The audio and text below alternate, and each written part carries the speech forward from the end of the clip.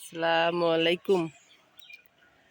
আমাদের লেবু, এটা হলো সিডলেস,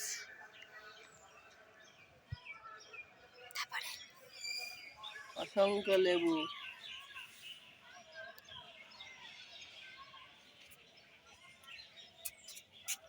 দেখি একটা লেবু ছিঁড়ি দেখাও। সব পাইকি যাচ্ছে, আবার ফুল এসেছে। লেবু আর রাইকি খাওয়া যাচ্ছে না, পাইকি যাচ্ছে সব।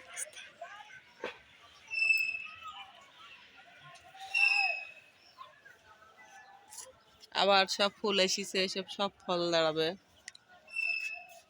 একটা গাছ থাকলে সারা বছর লেবু খাওয়া যায়।